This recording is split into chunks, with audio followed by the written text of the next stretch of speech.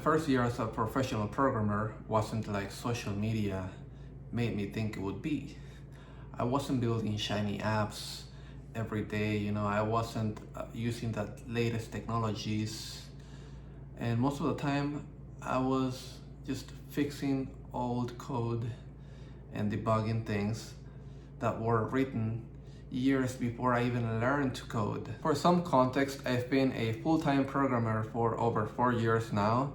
In this video, I want to focus specifically on what my first year was actually like, what surprised me the most, and what I learned that completely changed how I approach programming. My first year was extremely interesting but also very grounding. It quickly showed me what real world programming actually is like. It's not like shown on social media that you have the perfect setups.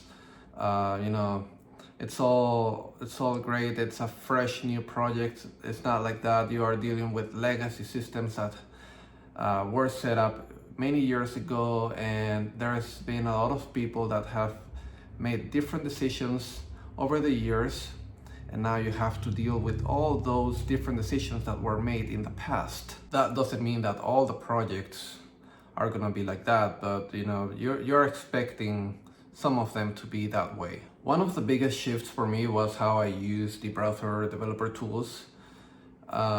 Before joining a professional team, I was using the browser tools very over the surface. And when I joined, the professional programming team, I was taught to use it to the full extent. And this comes very handy, especially when you're debugging live apps. Another huge lesson came from working on projects that, code bases that I've never seen before. When you're learning, you're usually coding on your own projects, and you pretty much coded the whole thing, and you know it inside out. But when you join a team, when you join a professional, when you become a professional programmer, and you're not dealing like with let's say a freelance gig that I even had to start from the beginning. That means that I always saw my own code. Here there were very large code bases that I had to adapt to, and then there was this code base that had Laravel and Vue, which I was very unfamiliar with, and I didn't feel comfortable at all working on it, because Laravel was very new to me. I was just starting to learn Laravel, and on top of that you had Vue, which is another layer of complexity. So I was like, oh man, this is very overwhelming.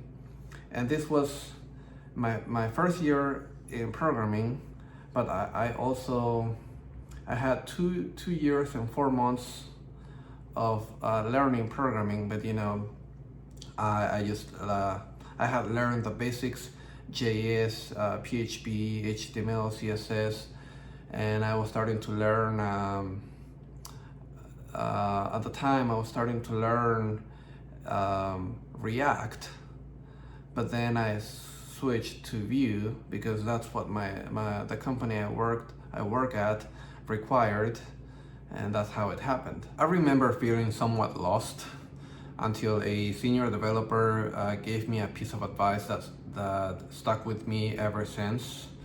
And what he told me is, whenever you're learning a new piece of technology and you have to use it now because you're working at the company and you have no choice, pretty much, just read one page of documentation every day, and don't try to learn everything. Just learn that the concepts exist, because that way, whenever you need something, you can go back to the documentation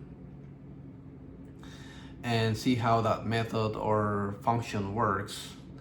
And that way you just build like a catalog of what the new framework or new technology is about in your head. But you don't have to like memorize all the syntax. You just have to know that the concepts exist.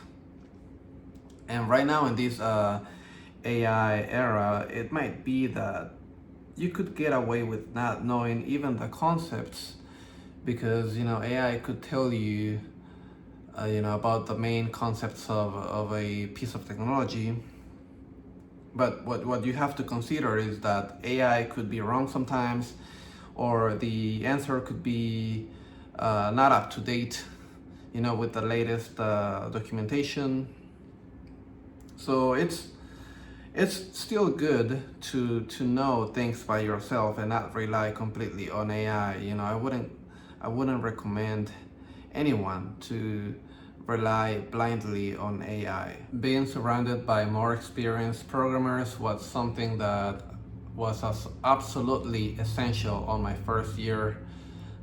There were many times when I didn't know how to solve a problem, or I didn't have the best approaches, or I wasn't sure of my solutions. And all I would do is, talk to a senior developer and ask for feedback. So that way, they would tell me, hey, that idea is really bad.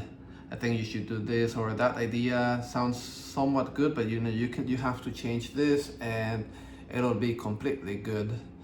And that's something that I still do today. I still rely on more experienced programmers to bounce ideas, and that way you know that you're doing the best, you're implementing the best possible solution. And yeah, there is always someone smarter than you, so if you can talk to them, do it. Another big lesson is to don't wait, to not wait too long when you have to ask questions, because if you wait too long, you're just gonna miss deadlines. And the most effective way to solve problems is just to have all the information in your head, right? So all the questions you have, write them down and schedule a time, or if you can talk to one of your senior devs, talk to them, and just make sure that you respect their time, because you want to be the most efficient, but you also don't want to interrupt their work, because they're also working just like you. So make sure that you have all the questions and be considerate with the time. That's it. Looking back, I can say with confidence that I learned more in 1 year after becoming a full-time programmer than what I learned self-teaching myself. And I was self-teaching myself for like over 2 years. So in 1 year, I was able to learn more than like 2.5 years. So that's something that, if you're a junior developer, you're gonna experience something like that if you really apply yourself. You're gonna learn more in 1 year than what you've learned in the past. If you're early in your programming career, and you're in the process of getting a job, I hope this gave you a clearer picture of what programming is actually like. If you enjoyed this video and want to watch more content like this, consider subscribing and leaving a like. That will help a lot. And thanks for watching, and until next time, bye.